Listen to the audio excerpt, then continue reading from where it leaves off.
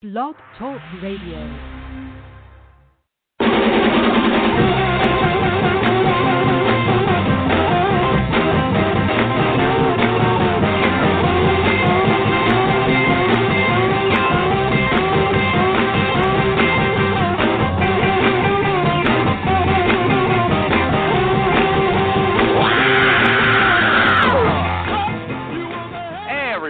Hey, everybody. Recruiting Animal here on October 14th, October 1/4, 2020. The year's almost over. Can't believe it. Anyway, Yelp. Some news before we get to the guest. Yelp, the online site for rating businesses. You know about that.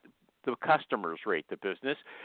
They started putting a warning on pages about companies that have been accused of racism. And they don't just take anybody's word for it, right? They link to a news report. So Joe Blow just can't go into a Pizza Hut and not like it and then say they're racist. They have to be proven racist in public somehow, okay? Anyway, and they'll reduce the charge, from racism to just some other lower thing if the company takes action against the problem, like if they fire the offensive employee. But you know what? It doesn't say anything in these news articles if they're ever going to take away any warning, like watch out for this company. Anyway, recently I saw on Twitter that lots of people were angry when the CEO of Wells Fargo said that the company did not have a lot of black employees because the skills they're looking for were not available in that community. Lots of people accused him of racism. Yeah, so I'm wondering if his bank is going to be permanently tagged with the racist label on a site like Yelp, and if that's going to make any difference, especially difference to recruiting. Like, what happens if some low-level employee in a huge company does something dumb and it gets in the news, like what happened with Starbucks a few years ago when, some stupid barista kicked a few people out. I mean, it was massive news, right? What's going to happen to recruiting if sites like Yelp say, hey, this company's racist, company's got 10,000 people and one jerk, okay? I'm wondering about that. But maybe our guest will know. He knows everything on Jerry. What show is it? The Recruiting Animal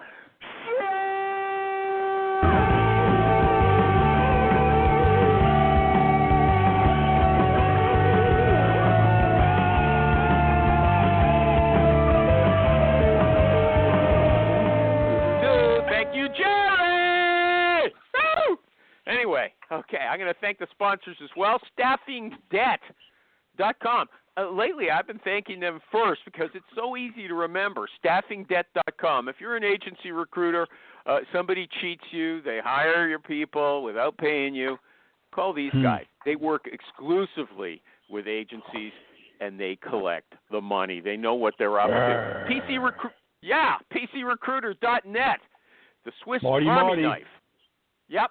The Swiss Army knife of recruiting software. They're good for every kind of recruiting, okay? And Honeit, HONEIT.com, the online interview technology. Okay, great. There you go. You can do the ad. When I do the extended ad, you'll do it, okay? And HireTool, okay. HIRETUAL. I saw a few people, there's always people coming on, I'm new to recruiting. What's your favorite tool? Man, half the people say HireTool. You can't fight the truth, okay? And now the guest, Levy Recruits at Levy, Levy, Levy. He calls himself Levy. He's high class. At Levy Recruits. Welcome back to the show. Thank you, Mr. Animal, my favorite goyim. There you go. Okay. Yeah, okay. I got to do a plug for Steve, actually. Steve is speaking at the Talent Congress 2020. Talent Congress 2020. It's on October 20th, 21st, and 22nd. Tickets for people who have lost their job due to COVID, I don't know how they prove it, are $35, okay? Levy is speaking on day 3, and he's going to talk about his number one best tools in sourcing, okay? What time day 3? It's online, by the way. You don't have to go anywhere. What time on day 3? Do you know? I actually have no idea yet. Okay. He's on the 22nd. I should know, but I'm useless as always, Mike. Okay, well, you're doing a good introduction for yourself. I don't have to say you're useless. You do it yourself. No, you don't. Okay, but you told me, just give us an overview of what you're going to talk about, and I'll interrupt you if you go on too long. I won't go on too long. My favorite tools, from a platform standpoint, it's someone who's not a sponsor yet. I do really enjoy Seek Out for any number of reasons. The second tool I use is my old school brain. I don't like that tool. Okay, I don't like that tool. I figured you wouldn't. It's fine. Make fun of it. Okay, one tool is a tool I don't like. The other one is a competitor of my sponsor, who I was just bragging about. Okay, but anyway, also let's move on from. Hold on. You mentioned Hone It. I actually demoed Hone It. That's Nick Livingston for the first time a couple of weeks ago, and now I'm going to get a full boat demo for our TA group. I like Hone It. Everyone just look at Hone It, because I'm old school. I like writing shit down. I like writing stuff down. I like taking notes, and then transcribing them. I like listening to people. I don't have to do it with Hone It. Answer questions. Well, since you're going Hone It, everybody, it records the interview. It gives you a transcript. It records it in video as well, audio, video, and you can create these little clips just by pressing buttons. So the key issues, can be isolated and sent to the hiring manager or whoever. It's searchable, and it's really searchable. It's done a good job with it. Okay. Well, there you go. It's an endorsement from Levy Recruits. It's great. It's a great ad. Thank you. The other speakers include Kevin Wheeler, Jerry Crispin, Lou Adler, Greg Hawks, Dean DaCosta, Mita Malik, whom I don't know, Noel Hunt Bennett, I don't know. Todd Davis has been a guest. Cindy Davis. Everyone knows Todd. Mike Schwidian. Yeah, he was on, and there was some kind of distortion. We ended the show early. Ronnie Bratcher. Ronnie Bratcher, famous for that bike accident, and Brian Brett, BRTH. Also, don't know him. Do you know him? Yes, I do. Do you know Brian Brett? Yeah. Okay. Anyway, if you want to sign up for it, go to talentcongress.com. I'm hoping you guys are smart enough that I don't have to spell that. talentcongress.com. Let me see if Jerry showed up. Nope. He's on strike. You know why? I haven't billed the sponsors for a year, and I haven't paid Jerry for a year. So he hasn't shown up. Someone's gonna kick me in the ass and get me to do that. Okay, first question. First question for Levy Recruits. Is this a reasonable interview question in the Me Too era? Yesterday, in the United States, Senator Mazie Hirono asked the Supreme Court nominee, Amy Coney Barrett, whether she has been the perpetrator of any sexual misconduct. Could you see yourself asking somebody that in an interview? Never. I couldn't do that. I couldn't do that. In fact, I don't believe that's allowed. Come to think of it, that's what background checks are for. Hopefully, no, I wouldn't do that. But but political interviewing is a hell of a lot different than interviewing someone. I don't know if you're interviewing someone for a senior role, CFO, CEO, COO, maybe CIO. Okay. Yeah. Hey, have you ever molested anybody? You don't have to put it that way, but have you had any problem? Have you had any accusations against you? That would be something we should know about. That would be something that I would find if there were any inklings of that, and that didn't come up before you got the person to the interview. I would question the recruiters in that space. Those are things that you could probably do with a simple internet search and see if there's anything out there. I don't think so. Okay, let's get to Michael G. Cox to decide between us. Whose side are you on? Why? MikeRecruiter.com.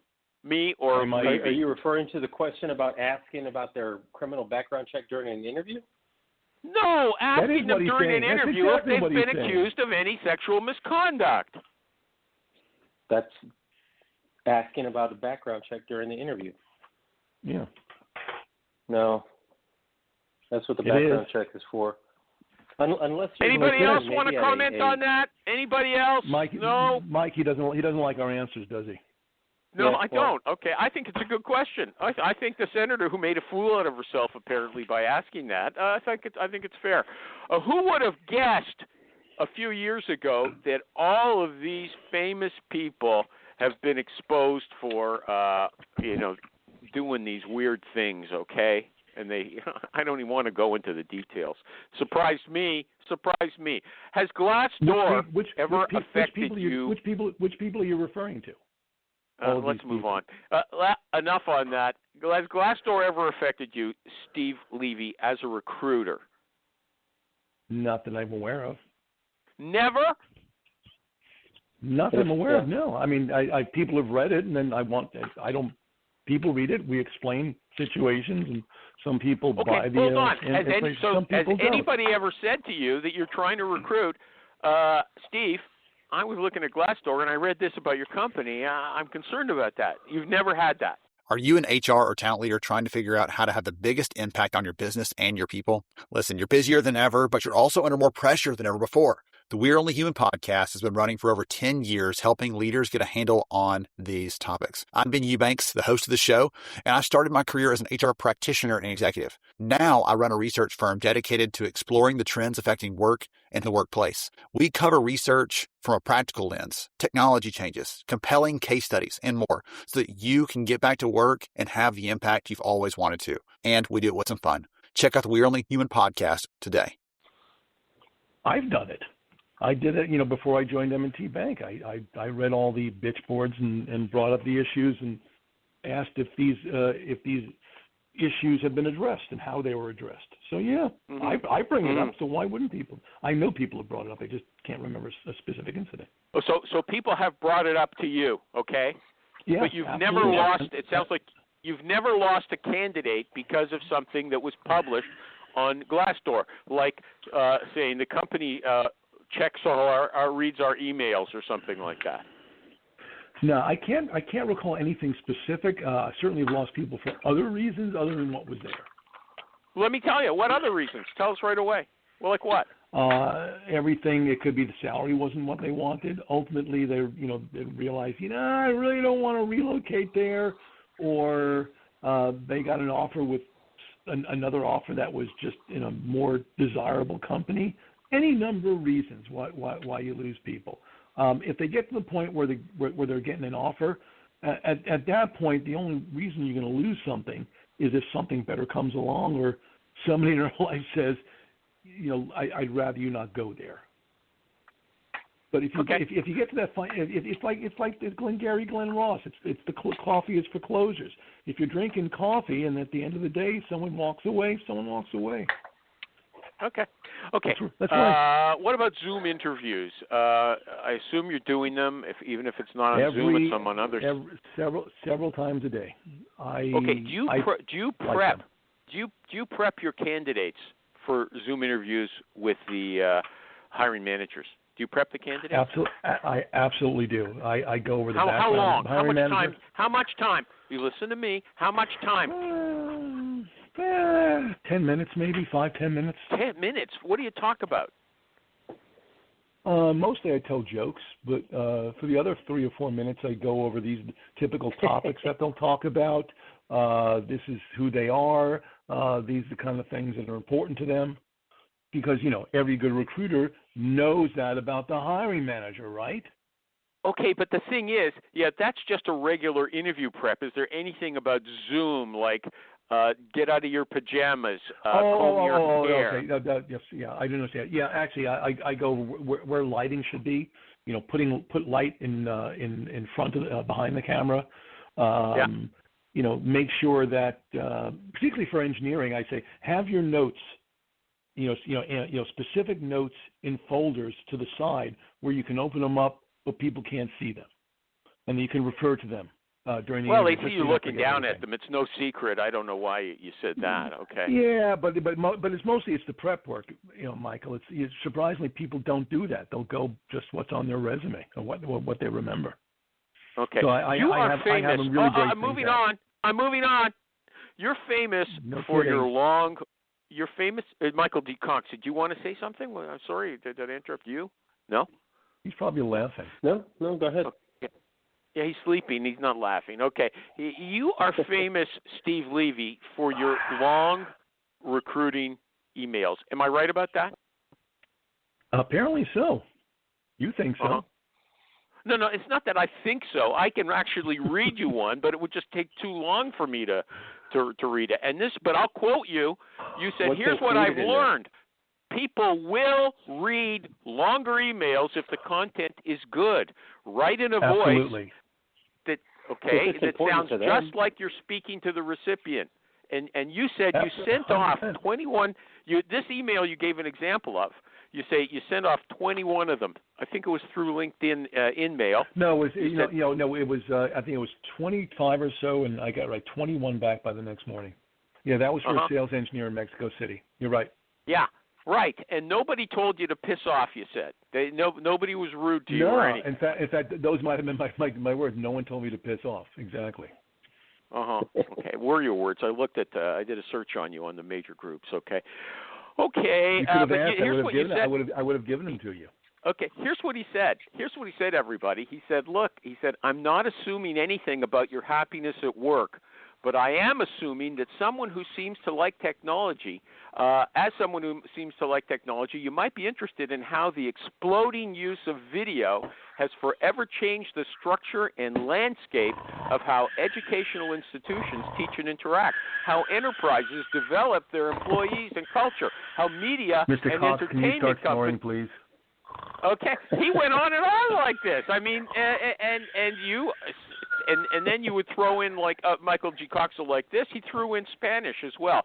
Por supuesto. El, I don't know. I remember. Yeah. Okay. That was a good one. It worked. It worked. It worked.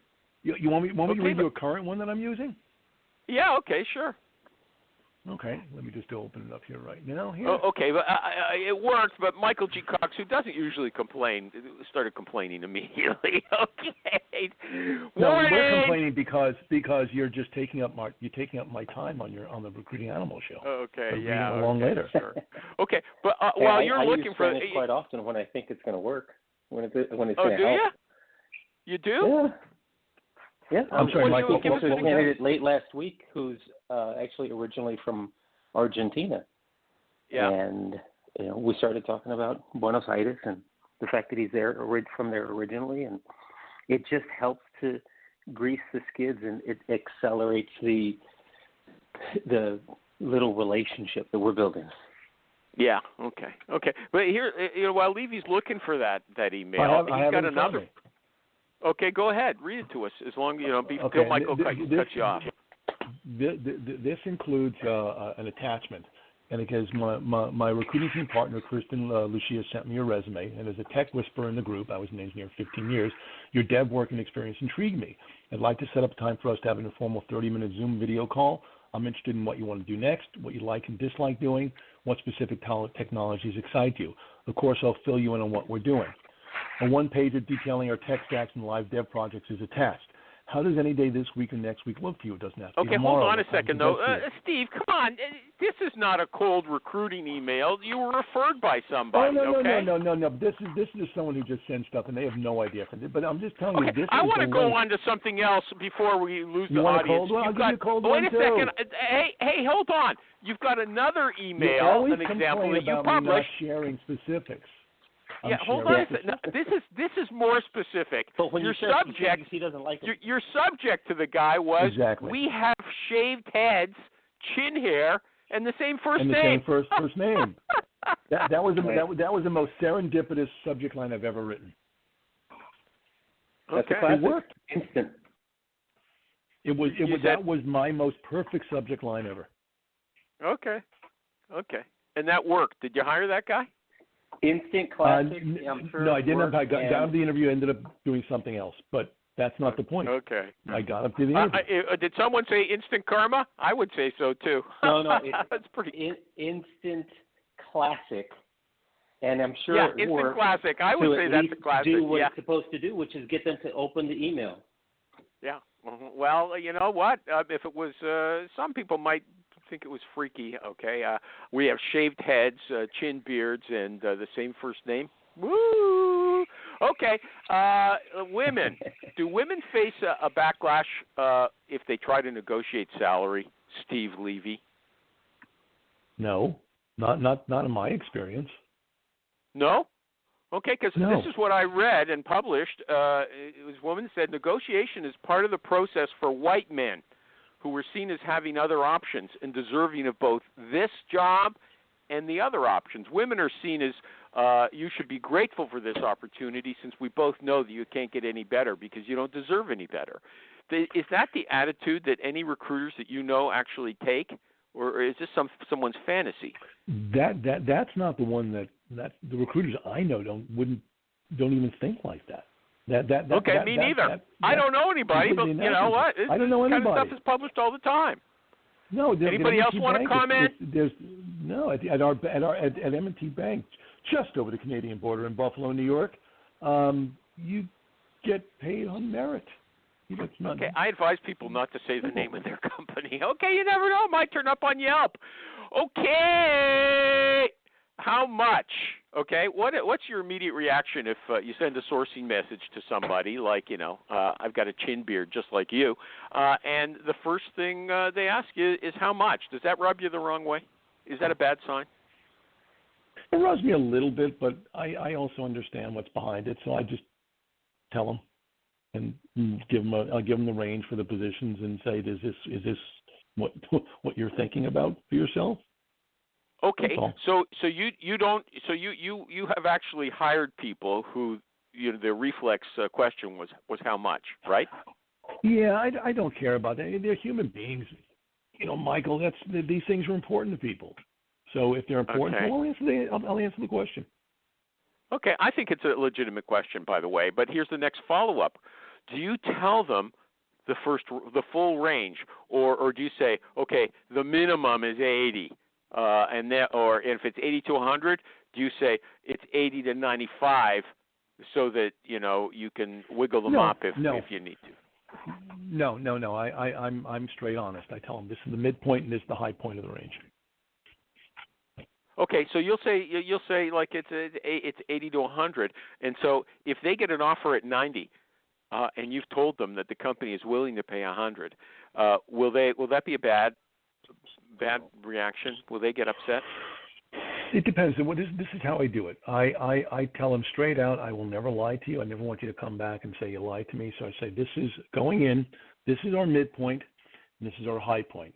When I'm recruiting in Canada, your country mates, I also factor in what, based on the current exchange rate, what that is. So I'll get the Canadian dollars for that as well.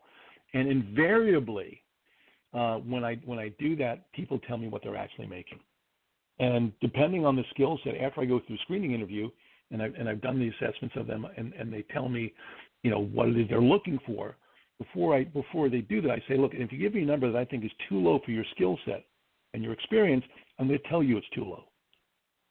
So I have not had any problem so far with being honest. But let's say when a company wants to pay 80 to 100, they don't really want to pay 100. Will they ever pay the top of the range? And that follow-up question to that, is it worthwhile to hire somebody who's already at the top? That always makes it, you have to look at internal equity issues. So the answer is it depends, which is not an answer you like.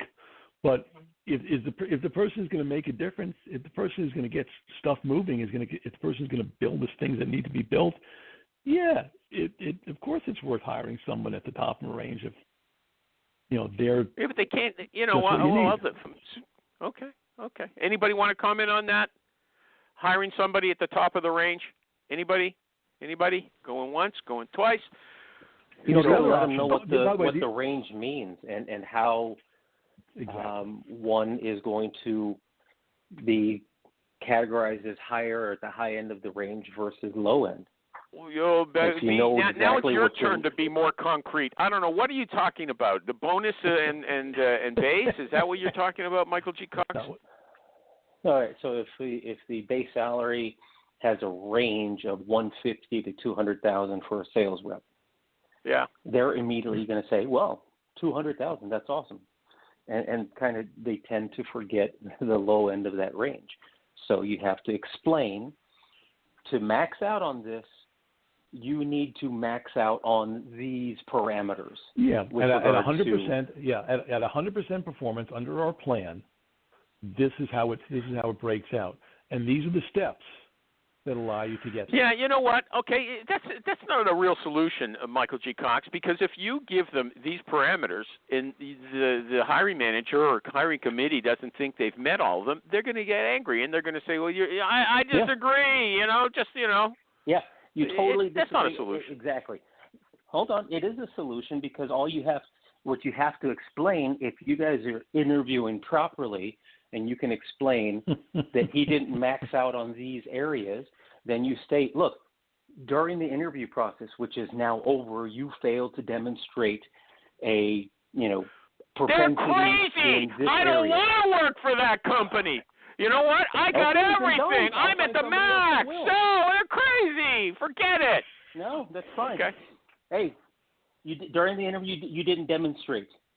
Yeah, okay. There you go. But you know what I'm going to do now? I'm going to do an ad for PC Recruiter, PCRecruiter.net, okay? If you're a recruiter, they love you. They love you. They don't care if you're a kitchen table recruiter or you're like Michael G. Cox or a technical sourcing lead with a big financial company like Levy Recruits. They want to help you. And the thing is, they don't impose a workflow on you. They let you configure your software. That means customize it, okay, to what you want. And if you're afraid that you don't know how to customize software, they want to help you. What's that comedian's name? It escapes me. The guy who Waterboy who talks like this. Adam Sandler. That's how he would do that ad. Okay? That's how he would do it. Anyway, check them out, please. PCRecruiter.net. Okay. You're in IT. Okay? You're in IT. You're recruiting IT people. Levy Recruits. Is there a bias against women in IT? When you say bias, is it a bias against hiring them, or just there's a disbelief that they know what they're talking about? What are you referring to? You tell me. I don't know. We hear it all the time, okay?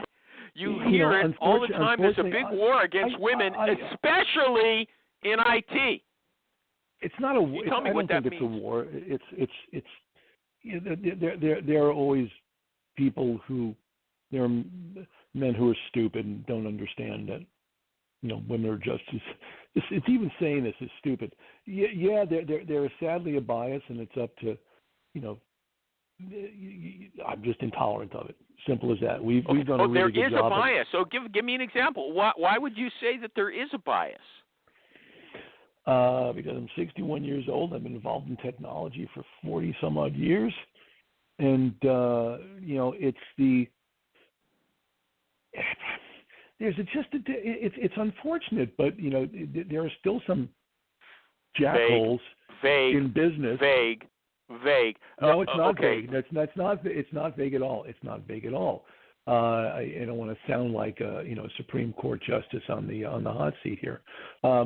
It's one of these things where we know it exists, and it is something that it's up to anyone, a recruiter with a freaking backbone, to build a slate that has capable people on it other than white men, and anyone who thinks they can't find capable people other than white men, get the hell out of recruiting.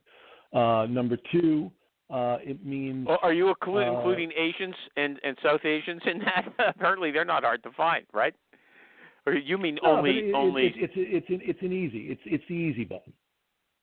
It's the easy button, okay. and a lot depends. In tech, there are some other factors that go into why things are difficult. It's for me, this is my 37th year in doing technical recruiting. You know what? We're not interested in the prehistoric past. Okay, we're talking about today. Okay, we assume that 37 years ago, a woman might get nasty comments, right? Okay, but what about today? Really good, nor do they like doing interviewing, and they're not really good at writing resumes. And unfortunately, there are way too many recruiters who look at what's down on a profile or resume and make some value judgment on that person without speaking with them. Hold off. Yeah, I mean, there is unfortunately a bias. Let me ask another question. I thought, in fact, someone stated on my Facebook group that if they're recruiting IT people and they get a woman candidate or a prospect, it's hallelujah. They're really enthusiastic about it. There's a bias in favor of women. You don't see that then. Am I right or wrong? I wouldn't say there's a bias in favor of women, but if a highly qualified person comes along and she happens to be a something other than a white male, and she's going to get the job done, it's just as much of a hallelujah moment as if it were not a woman. But there is. Okay. Yeah. Okay. Okay. No. You got to hear the whole. I think that Levy is a straight shooter, everybody. But I mean, No, one more thing. You allow nebulous. me to, after all these years, is there is women are underrepresented for any number of reasons, and just from a idea point of view, it does make sense to pay special attention to women in the tech workforce. Simple as that. Okay. And next question. Okay, fine. Related. Is culture fit a big problem? I'm going to read you what someone said. As women and minorities continue to enter the workforce, it's been a while, hasn't it, since women have entered the workforce? They're facing, but this is right off the hot news, they're facing a number of barriers driven by unconscious bias. Businesses that hire unconscious bias, my ass. Yeah, for team fit, think they're building a cohesive company culture, but they're only making themselves less innovative. Team fit, company culture, 10 years ago, like we don't have to go back 30 years, that was hot stuff. Everyone was telling us we got to have company culture. Yeah, that's it. Now it's bad. Okay, and it's biased against women and minorities. So is culture fit still a big seen as a big positive, and is that hurting the bottom line by excluding good candidates who don't fit that narrow point of view? Whether you're a payroll pro or an employee wanting to understand your paycheck better, we've got you covered.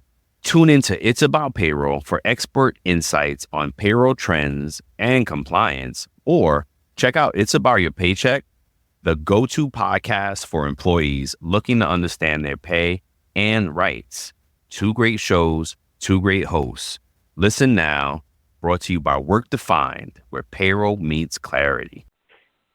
I think it is, actually. Would any bank in their right mind hire me?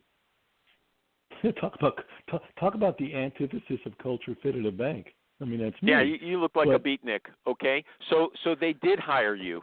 Okay, and that they did hire me.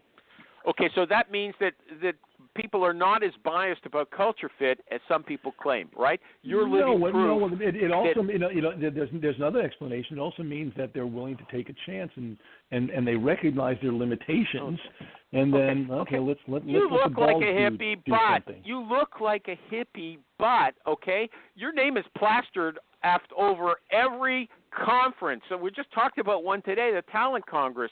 You've spoken everywhere. I put up a picture of you with a dozen other people who are well known in the recruiting business, right?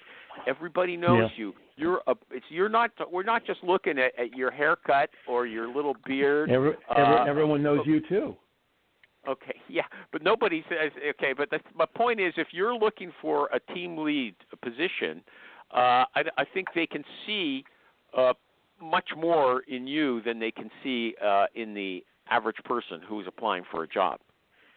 So maybe you're not a good example. That's all I'm saying. No, there's some truth to that, so I'll agree. Yeah. Okay, let me pursue it. Sorry, everybody. I guess I'm going on a little too long, but I thought Steve would give us some black and white answers. That's what I like. I've given you black and white answers, and you never go on too long, by the way. Okay. Sorry, I'm going on long with this, okay? Is there a lot of exclusionary language in job ads? Amazon used to use slang phrases like wicked or fast-paced environment or maniacal, and apparently that turns off women. Okay, and I was wondering if you not believe just women, turns off other people, turns on people like me as well. So my preference for job ads is to talk about performance in simple, deliverable terms. If you can't do that, no snazzy, sexed up terms like sexy, exciting terms. I meant nothing like that. I would strongly prefer that not take place. I don't like that stuff. It's irrelevant. Okay. Let's do another ad for Hire Tool this time. Steve mentioned one of his favorite tools. He said is Seekout. Okay, that's a sourcing tool, and there's a lot of good sourcing tools. But as I said at the beginning, when there's a discussion of super tools on Facebook, and what's your favorite tool? Hey, lots of people are always saying Hire Tool, HIRETUAL.com. It brings up personal and professional emails and phone numbers, and you put in your search terms in just normal English, and it gives you a ranked list with all kinds of guesses about their salaries and who's ready to move right now and things like that. And the important thing is lots of people rave about it. Steve Levy chose to promote another service. That's fine with me, but there's plenty of guests who come on here who rave about Hire Tool. Okay? And I just want you to know that. Go check it out at HireTool.com. Okay? I didn't mention this before. Nin loved that. Yeah, okay. He doesn't listen anymore either. Okay. Jerry doesn't come. Everybody says I'm superannuated. I've been on too long. I don't care. I like it, okay? I do what I want. And a candidate, okay, there's what somebody says. I had a situation recently where I declined a candidate who proceeded to go quite mental. I don't know if that's allowed anymore. Quite mental. And when I tried to diffuse the situation, saying there may be other opportunities in the future, they said there's no other opportunity besides the one they had been declined for. Okay? Now he's come back to me urging me to consider him for another role. Okay? So in the future, do I provide honest, constructive feedback, or do I just keep it very high level? Okay, Steve? What's your take? What's your advice to this? Do you have any idea what specific feedback was given in this case? No, I don't. I give specific feedback that's job related. We have at least in our interviews in the technology organization, they're pretty specific and they cover specific areas, and I can go over the answers with people. So I think that's reasonable. But you know what? I think helps. You've got an advantage there because you're an engineer. You could probably, if the person, if I'm just repeating something about some technical issue that I got from the hiring manager, and somebody challenges me, I got no way to come back. But I mean, you can do a lot of follow-ups. But you say they didn't like you because of reason X, and they'll say, oh, what about fact Y? And you'll say, oh, what about Z? And you're back and forth like that. You know what you're talking about. I think you're in a special position to argue the case there. I thank you. I agree. I am, and that's where I wish more recruiters would be more knowledgeable of the areas in which they're recruiting. Well, I mean, not everybody can be an engineer. Recruiters have different kinds of intelligence. You don't need to be an engineer. I've known you long enough. I know what you know, Michael, and you can do that up to a point as well. So you don't even know enough to call me recruiting animal on this show, okay? So don't tell me what you know. I'm way past that after all these years. Okay, animal, fine. I'm sorry. Okay. You're at the point where you should start pretending to be younger than you are, okay? Don't try to be a wise old man, okay? That's not good. Talk about going backfire. Mental. Oh, my Lord. Okay. What about these odd questions?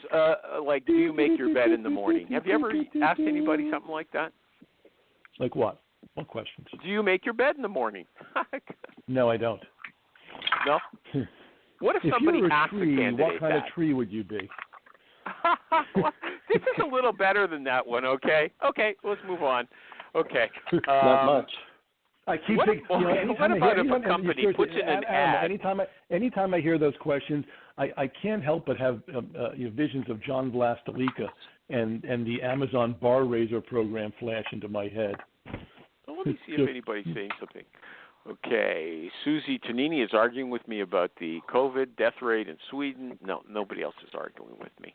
Okay. Has COVID affected you at all? Me personally or the bank?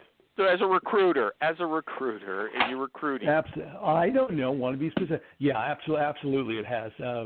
Prior in the early stages of the pandemic, folks were no issues with ultimately moving to Buffalo or this and that. Probably since September, I've seen each week an uptick and more people say, I just want to do remote work. I just want to do remote work.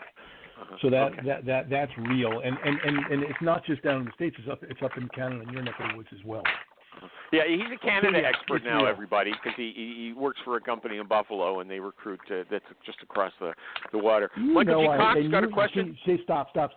You know I have relatives who live in Canada as well. We've been through this. Yeah, okay. You remember? He's a Canada expert, like I said, sincerely. He knows everything.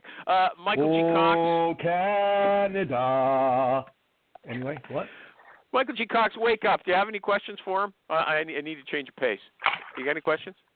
No, well, so your line of questions that you were asking about, do you make your bed in the morning, all that stuff, I think the companies that are using that are probably still trying to hire more for culture fit than capabilities, and it's a dangerous thing. Well, Jordan Peterson, this bed stuff, lots of psychologists talked about that before, but Jordan Peterson made it popular in the last few years, making your bed. Yeah. Okay. So that's why I asked that. Okay. Those are absurd questions. What does that have to do with performing on the job? What about this? I saw recently there is somebody no data said connecting the two, Animal. Somebody said that a company should include a note in their ads, their job ads, that they have a streamlined hiring process, and that would make them head and shoulders in their value proposition over other companies, which people are very frustrated. They send what? Yeah, I agree with that. You agree with it? And I haven't thought about putting it in ads. But I might just do that. But that's what in the initial conversation I go over. This is our process. Boom, boom, boom, boom. I also ask people, one of the questions you should be asking everybody is, how, with any company you're interviewing with, is how are they treating their current employees, or how have they treated their current employees during the pandemic? What have they done to make their existing employees feel special? I mean, these are simple things that people don't consider, and I go through all those things. What is it? Kelly Blockdyke, Talent Talks, said she's enjoying Levy Recruits. I mean, she never says that. Okay, Hi, she always has something to say about the issue. This time she says very pleased with Levy Recruits. Okay, I'm making them look good. Okay, Kelly, I'm making them look good, better than I thought, obviously too. Okay, what about, you just said, I tell them about the process, okay, but what about, can you count on your hiring managers to follow through? Like you send a resume, they'll send it back to you on time, you have an interview, they finally have an interview with the candidate, and they get back to you with their clear and concise feedback. Can you count on them to keep the process streamlined like you want it to be, like you promise it is? It has taken. I started at the bank on April Fool's Day. With some of the managers, it was within a couple of weeks. They bought on with it, and others just have taken a little bit longer. But it's little by little we're moving them to the point where they're giving us the feedback, detailed feedback. We've given them forms to fill out and things of that nature. Nothing really taxing, and it's gotten better every month. It's gotten better. So, you know what? I'm shocked to hear you say that because you have been around. You're a muscle man. In case anybody doesn't know it, Steve is a muscle man. He's a lifeguard. You don't want to push him around. I'm retired. Okay? and he's got a shaved head. I mean, you don't want to push this guy around. He looks threatening very easily. I do use faux threats, and I laugh. Okay, yeah. So I didn't think that you'd say, well, it's taken me, I've nurtured them, essentially is what you said, and they're coming around. No, I'm would not say to an these especially guys, nurturing what person. is this? You want me to hire people for you, and you're not getting back to me on time? I won't put up with this bullshit. You hired me to do a job. Why don't you do that? Far off. I do that in not in so many words. It might be things like, look, I know you want me to get this done for you, but can you please get that back from me as soon as possible? Yeah, I'm being somewhat. I am much softer than I used to be. Oh, well, yeah, but the thing is, why don't you tell them right at the beginning? Don't they ask you in the beginning about these questions when you're doing? Maybe you don't have to do interviews, I said. That's a really good question. It's taken a while to put in. Everything starts in the intake strategy session, to the initial meetings with the managers, so you know what the hell you're really looking for. It's taken a while to get them. It's not just the managers, the recruiters, the whole talent culture here, where. Most, and Michael, could jump in on Cox, jump in on this one for me if you need to. But man, most hiring managers and recruiters think that the job description as written is the real job, and it takes a lot of work to get them to think otherwise. It's okay, Kelly. You don't have to say you're enjoying me as well, okay? I don't care about myself. I'm selfless. I'm enlightened. I have no self. I'm only concerned about the guest. I want the guest to look good. How can you say that without laughing? How can you actually say that without laughing? And Holly from Buffalo says she didn't know you were a muscle man. Okay. Holly, she's married. Ask Holly, if she wants to hear the story. Okay. Holly, should we tell the story? Okay, but anyway, if you were interviewing someone as a recruiter, wouldn't you say, look, how are you going to deal with managers who don't get back to you right away? Okay, that's exactly what you ask. I mean, we're hiring a senior technical recruiter. Doesn't have to be in Buffalo. Can be remote, but there are some questions. The person who's in the role right now, he's moving over to the business side, and so this technical recruiter who we hire is going to be working with, among other people, me. And so, I'm going to make sure that that you handle things, how you handle scenarios like the one you just mentioned. I'm going to ask you those during the interviews. I'm going to ask you how do you negotiate, how do you close, how do you negotiate salaries, what goes into it in your head, and there's certain things that have to be there in order for you to, move on in the process. Okay, I think I've covered all the ads. There's PCRecruiter.net. They love all recruiters and their versatile software. Honeit, HONEIT.com, which, come on, the guest today, who's got, he's got more years in recruiting than you are alive, average listener, okay? Or maybe not. Okay, anyway, he raved about it, okay? He raved about it. The online interview technology, PCRecruiter.net. We all love Marty. I love Marty. Okay? And finally, HireTool, HireTual.com, the super-duper sourcing tool, which makes me remember something, Steve, I wanted to ask you, because this comes up constantly on Facebook. HireTool tries to give you the work number, like their direct line, their cell phone number, like their personal phone number, and their work and personal email as well. People, recruiters are always saying, I can't call people at work, they get angry. I can't call people at home, they get angry. I can't email them at work, they get angry. What's the story? Do you concern yourself about that, or do you just send it out and wherever and see what happens? Whatever the best number I have, that's the one I use. If it's at work, it's at work. It's the work call is going to be shorter. But if you have people's cell phone, I'll text them first. And I'll do that. I don't mind. This is nothing What personal. What does your text say? It can't be as long as your emails.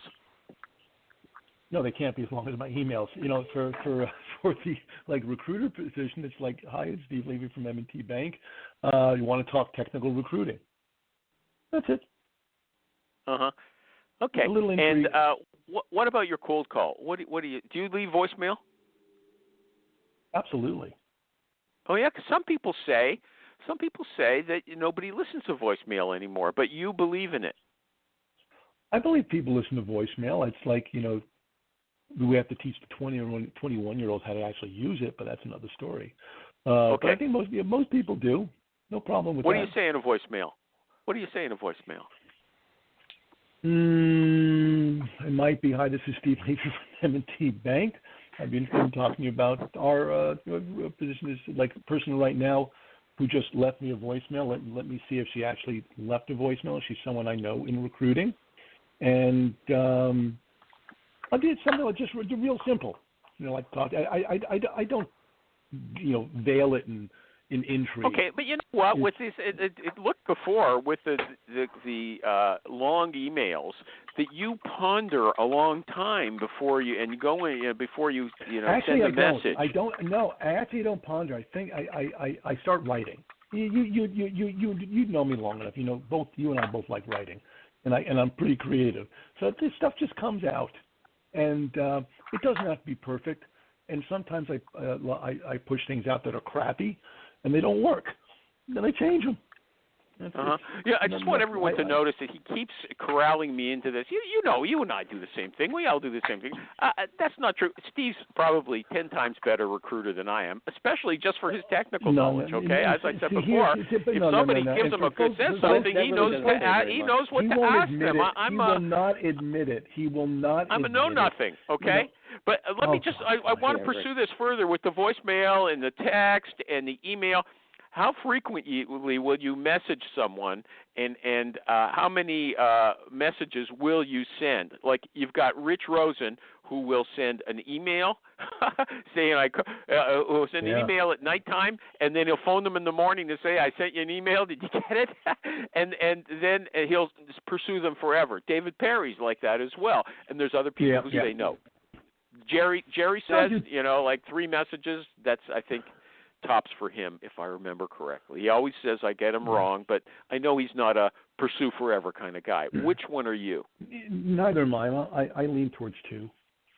And I'm also not a pursue forever. And then I may take a break and revisit it in a couple of weeks.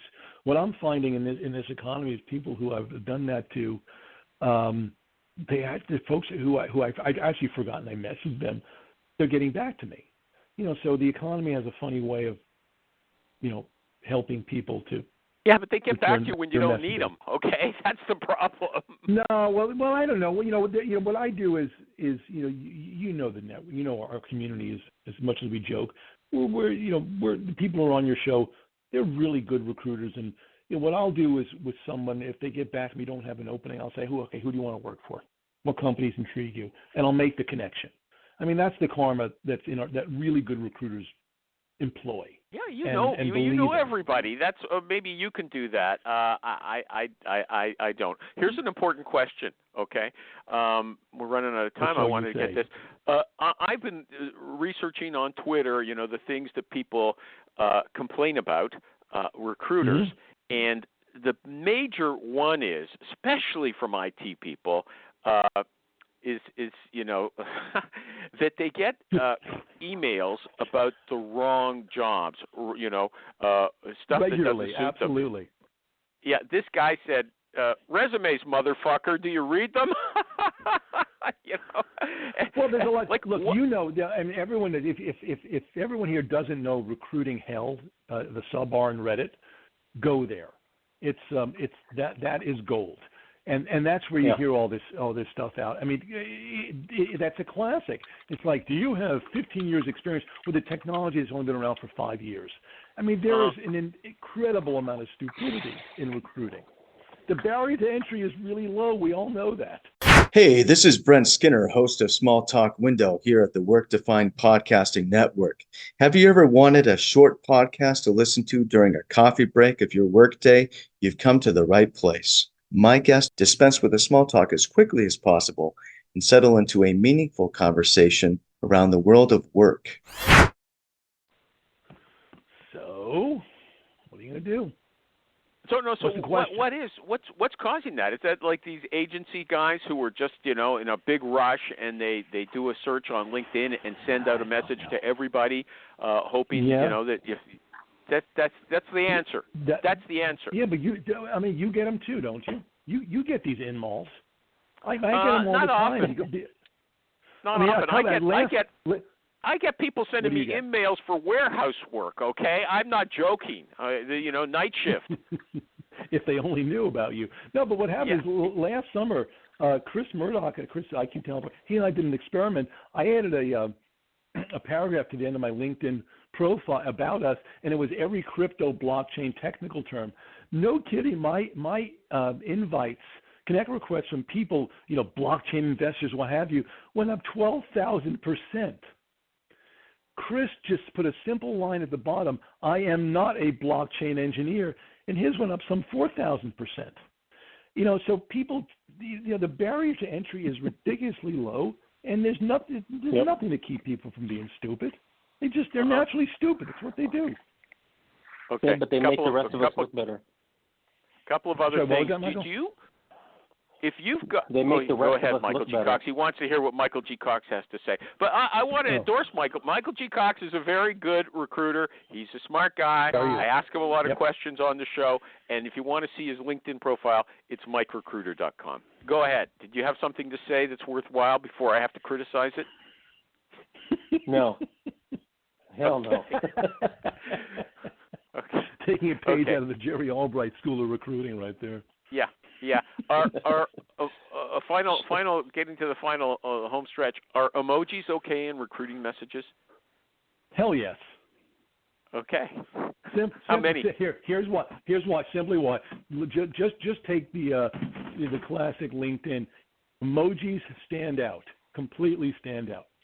In that big, massive inbox of crap, what's going to stand out? Is it going to be text or is it going to be pictures? It's going to be text. There you go. Okay. Scheduling software. Do you use any scheduling software? Can you tell us about that? Oh, gosh. I have put in, I wish we had Calendly or something like that, but banks are notoriously against things like that. I've been one of the first things I did when I got here. Okay, that's a quick answer. This is like the shotgun lightning round. Okay? Oh, is it really? Okay, okay, fine. Do recruiters have awful resumes? Yes or no? Yes, they do. Yeah, I've heard they got the worst. They don't know how to write resumes, and Michael G. Cox also says that too. By the way, if I'm not mistaken. And also, salespeople surprisingly have really bad resumes. Oh yeah. Yes, okay. That's all I do. Brutal. Cover letters, yes or no? Cover letters, yes or no? What? No. Okay. No. Objective in a resume, yes or no? No, it's stupid.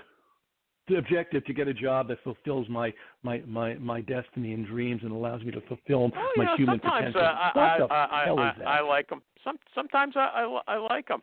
Okay. Do you ever have trouble with mansplaining? No, that's not for you. In all my years, I only remember one cover letter. In all my years, that shows you how important they are. Yeah. Was it good? Okay.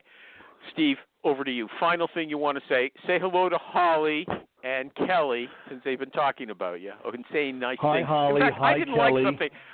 I didn't like something Holly said. She said, I'm being nice to you. Okay, I don't want to be nice to you. Okay, that's kind of an insult, but I'll accept it as a compliment coming from her. Okay. You don't want to be nice to me?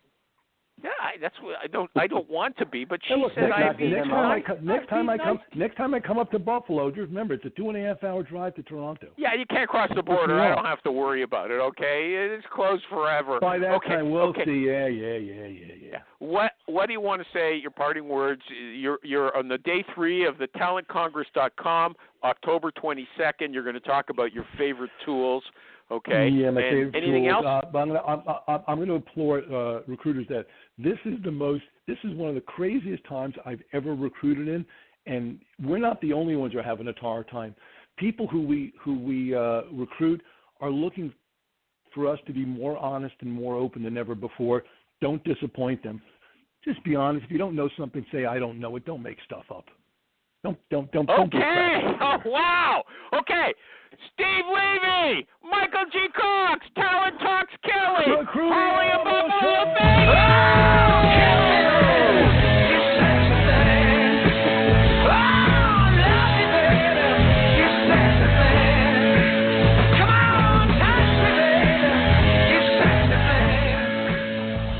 I'm here, Jerry. Andy, what did you think of the show today? I missed it. I was involved in trench warfare. Man, I got to tell you, I'm... Jerry. Hey, Animal, mute the person that's doing the beeping. Okay, area code 203. I'm off now. I'm going to have some lunch. What are you going to have? Don't you worry about that. Just handle your Hey, I'm not worried about it. I was seeing if you were interesting. Andy Gregory, I'm sorry to have... Yeah, no problem. No, I understand. We have to take care of housekeeping. I'm sure the guy's a nice guy as a guest. Who are you referring to? That's from years ago.